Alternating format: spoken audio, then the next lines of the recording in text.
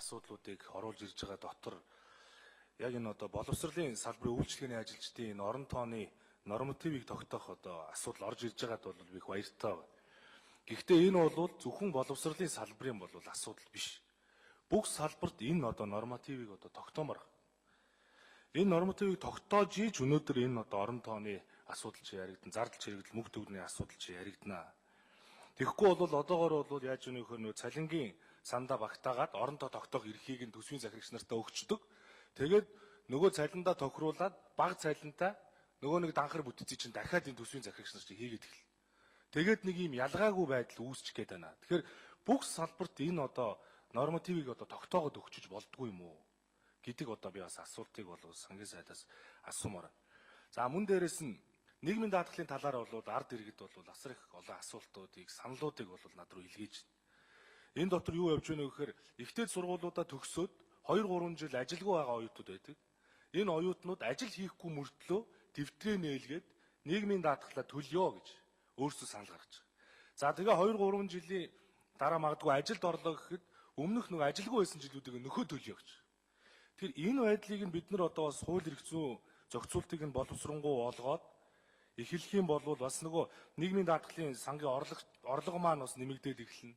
Залуучууд тэгээд бас ирээдүйд тэтгэврт гарахтаа бас 5-10 цаас илүү авах болцооч бий болчих юм шүү.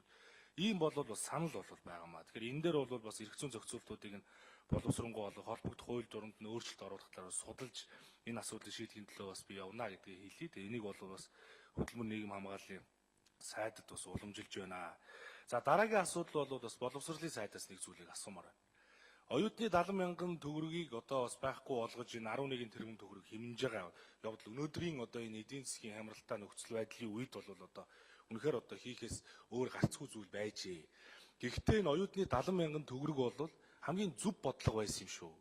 Энэ оюутны 70 мянган төгрөгийн нэр хүндэг бол өнгөрсөн 4 жилд энэ боловсролын салбар өөрсдөө унгаагаад оюутны 70 мянган төгрөгөөрөө оюутнууд шоуддаг, оюутнууд буруу зүйл зарцуулдаг гэдэг ийм нийгэмд ойлголтыг өгсөн.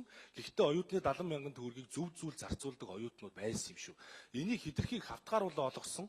Дээрээс нь магадлан итгэмжлэгдсэн сургуулиудад олгоно гэж урамтай мөртлөө магадлан итгэмжилж байгаа байгууллага нь өөрөө бизнесийн ашиг сонирхолтой байгууллага болцсон.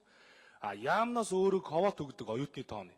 Гэтэл энэ квотыг нь давуулаад авахаараа 70 мянган төгрөгөө авах боломж нөхцөл бүрдэхгүй байхад өнөөдөр энэ төрийн сан ман энэ дээгүр доогуур гүйж харааж агаад 5-10 цаасыг нь өгж жогоод оюутны 70 мянган төгрөгийг хавтгааруулаад олгосон сургуулиуд энэ ихтэй сургуулиудын дунд байгаа шүү. Нэгсэндээ боловсролын салбар чинь өөрөө маш их одоо доройтлолд орсон байна. Улс орон хөгжиж гэх юм бол боловсролын салбараас харамлахгүй. Боловсролын салбарт хэмнэлт хийхгүй, дэмжлэг үзүүлэх хэрэгтэй. Бид ирээдүгөө бодж ивэл дэмжлэг үзүүлэх хэрэгтэй. Тийм учраас би боловсролын сайдаас энэ оюутны 70 мянган төгрөгөө хэмжлээ. Мэргэжлийн сургалт үйлдвэрлэлийн төвд суралцж байгаа оюутны тэтгэлгийг бас хэмжлээ.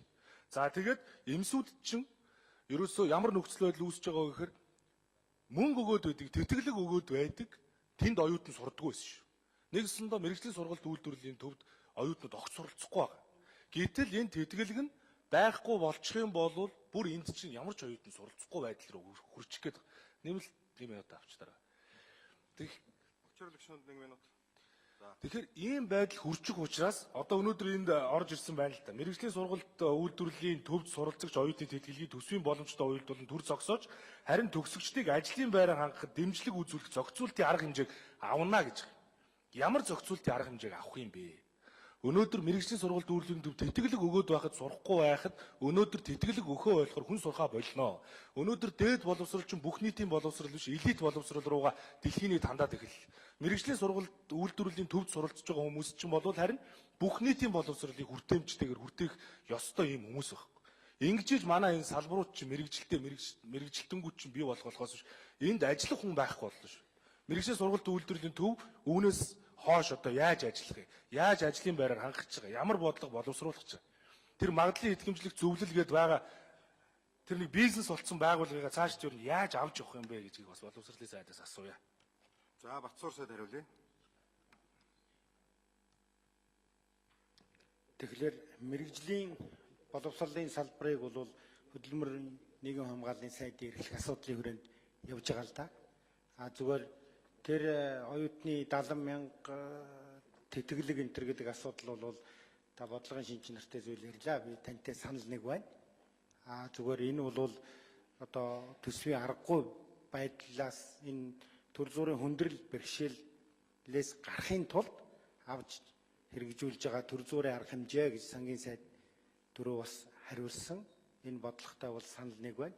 Зүгээр цаашдаа бол бас энэ бид өнгөрсөн хугацаанд тэр оюутны 70,000-ыг хавтгайруулж олгосон энэ төр гэдэг дээр бол тодорхой судалгаа хийж үзсэн зүйл одоогоор алга байна. Тантай санал нэг байна. Хүрлбаатар гишүүн.